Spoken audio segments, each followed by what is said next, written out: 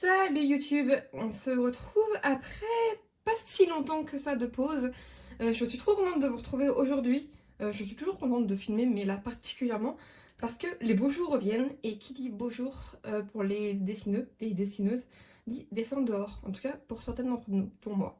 Et du coup, j'avais très envie de vous parler de cette trousse qui est la Etcher Field Case. Alors, c'est une trousse que j'ai depuis pas mal d'années. Avant, j'avais le Slate Mini que j'avais reçu pour mon anniversaire il y a aussi pas mal d'années. Je vais vous parler des deux, mais surtout de cette trousse-là, parce que, en fait, quand je l'ai acheté, je me suis rendu compte qu'il y avait très peu de revues sur le YouTube français, et je trouvais que c'était dommage. Donc, pour ceux qui sont pas anglophones, parce que moi, du coup, j'ai regardé pas mal de revues anglophones pour voir ce qu'on pouvait mettre un petit peu dedans, j'ai décidé de faire cette vidéo. Et puis, pour voir un petit peu si ça pouvait vous intéresser. Sachant que c'est un investissement, parce que quand je l'ai achetée, elle était à 70 €, il me semble. À voir, c'est possible qu'il y ait des promotions sur certaines boutiques en ligne. Je crois que je l'avais achetée sur Aquarelle et Pinceau. Elle est disponible actuellement au Géant des Beaux-Arts. Et donc voilà, je vais commencer tout de suite. Donc déjà, ce qu'on peut voir, c'est qu'elle n'est pas très grande. Elle fait vraiment la taille d'une petite sacoche. Hop, on a d'ailleurs une petite lanière.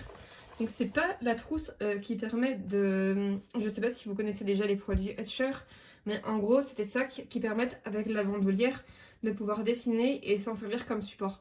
C'est techniquement pas le cas avec la Field Case, mais perso, ça me dérange pas. Parce que pour ça, j'avais déjà le Slate Mini. Et en fait, pour moi, ça représentait un problème dans le fait où il pèse 1,3 kg.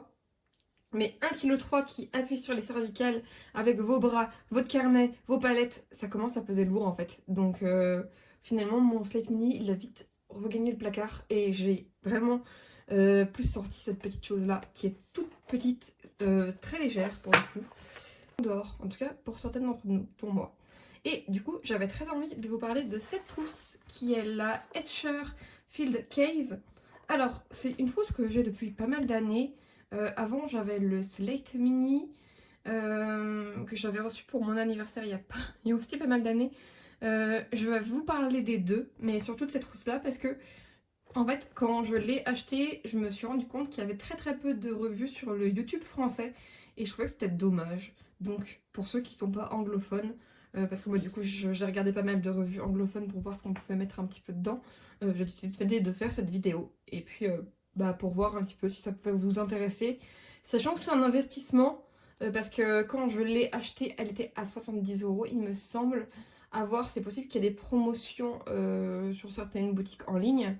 Je crois que je l'avais achetée sur Aquarelle et Pinceau. Elle est disponible actuellement au Géant des Beaux-Arts. Et donc voilà, je vais commencer tout de suite. Donc déjà, ce qu'on peut voir, c'est qu'elle n'est pas très grande. Elle fait vraiment la taille d'une petite sacoche. Hop, on a d'ailleurs une petite lanière. Donc c'est pas la trousse qui permet de... Je sais pas si vous connaissez déjà les produits Etcher, mais en gros, c'est des sacs qui permettent, avec la bandoulière, de pouvoir dessiner et s'en servir comme support. C'est techniquement pas le cas avec la Field Case, mais perso, ça me dérange pas. Parce que pour ça, j'avais déjà le Slate Mini. Et en fait, pour moi, ça représentait un problème dans le fait où il pèse 1,3 kg.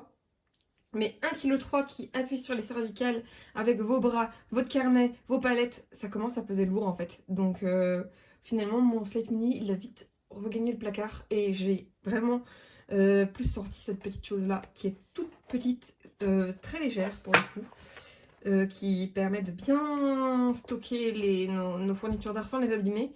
Et qui, pour moi, fait largement le travail en fait. Donc je vais vous montrer comment je l'utilise, ce que je peux mettre dedans. Et puis voilà, je vous propose qu'on l'ouvre directement. Hop! Donc là, on a deux feutres qui se battent en duel, parce que je ne les ai pas retirés la dernière fois que j'ai dessiné. Donc comme quoi, je l'utilise pas mal parce qu'elle est sale. Vous voyez, je casse pas mal de crayons de couleur dedans, généralement. Et on a une petite poche arrière, hop, ici, qui est un peu cradeuse aussi, parce que c'est là que je mets mes néocolores, généralement. On a des petits filets en dessous qui sont parfaits pour caler une gomme et qui sont aussi parfaits pour caler ceci. Ça, c'est vraiment la taille d'une petite sacoche. Hop, on a d'ailleurs une petite lanière. Donc c'est pas la trousse qui permet de... Je sais pas si vous connaissez déjà les produits Etcher, mais en gros c'était ça qui permettent avec la bandoulière de pouvoir dessiner et s'en servir comme support. C'est techniquement pas le cas avec la fill case, mais perso ça me dérange pas. Parce que pour ça j'avais déjà le Slate Mini et en fait pour moi ça représentait un problème dans le fait où il pèse 1,3 kg. Mais 1,3 kg qui appuie sur les cervicales avec vos bras, votre carnet, vos palettes, ça commence à peser lourd en fait. Donc finalement mon Slate Mini il a vite regagné le placard et j'ai vraiment plus sorti cette petite chose là qui est toute petite, très légère pour le coup. Qui permet de bien stocker nos fournitures d'art sans les abîmer et qui pour moi fait largement le travail en fait. Donc je vais vous montrer comment je l'utilise, ce que je peux mettre dedans et puis voilà, je vous propose qu'on l'ouvre directement. Hop, donc là on a deux feutres qui se battent en duel parce que je ne les ai pas retirés la dernière fois que j'ai dessiné, donc comme quoi je l'utilise pas mal parce qu'elle est sale, vous voyez. Je casse pas mal de crayons de couleur dedans, généralement. Et on a une petite poche arrière, hop, ici, qui est un peu cradeuse aussi. Parce que c'est là que je mets mes néocolores, généralement. On a des petits filets en dessous qui sont parfaits pour caler une gomme et qui sont aussi parfaits pour caler ceci. Ça, c'est une petite palette d'aquarelle que j'ai achetée chez Aquarelle et Pinceaux. Justement parce qu'elle était toute petite et en fait elle fait le format à peu près d'un paquet de cigarettes. Je pense que d'ailleurs avec des pinces à clip, je vais essayer, on va faire le test en direct. Hop.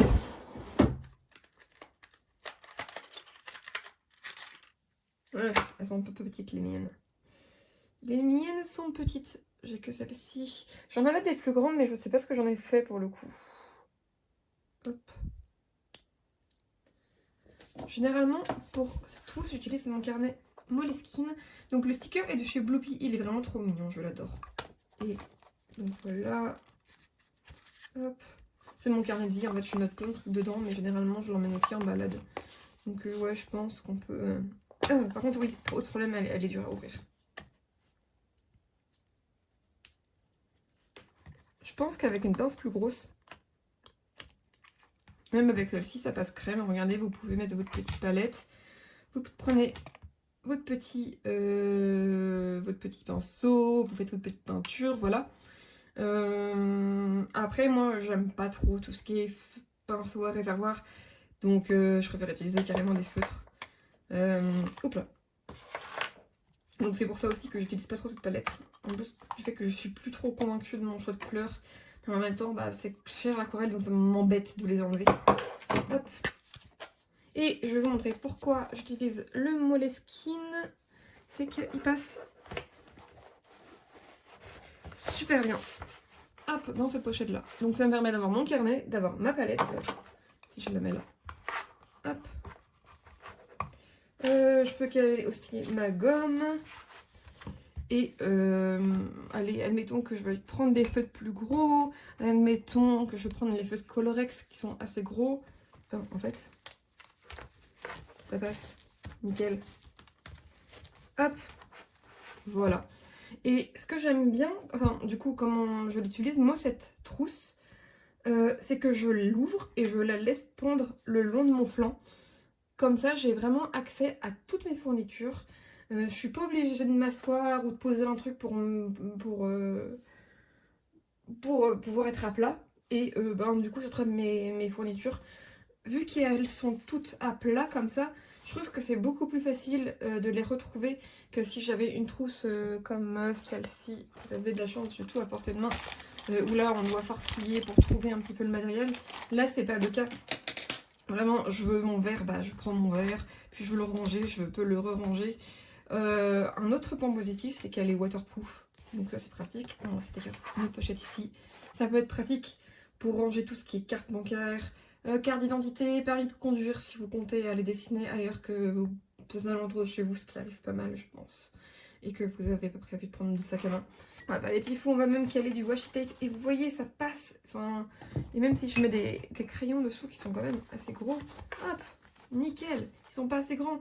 Puis j'ai une autre rangée derrière donc je peux recaser des tombeaux, hop. Touc, hop, la galère, voilà. Et ouais, ça c'est comme ça des deux côtés.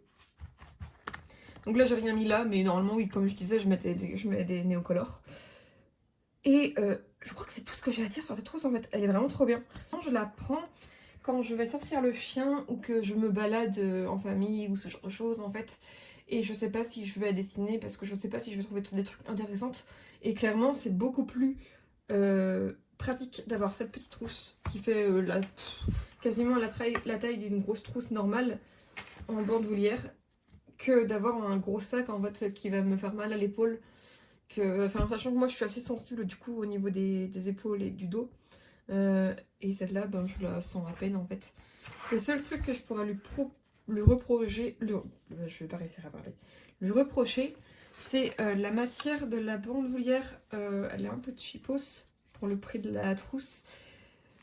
J'aurais bien aimé un truc un peu plus mamoltonné parce que je trouve que l'été, quand t'es en t-shirt dehors et que t'as cette bandoulière, ça commence à frotter un peu et ça nique un peu.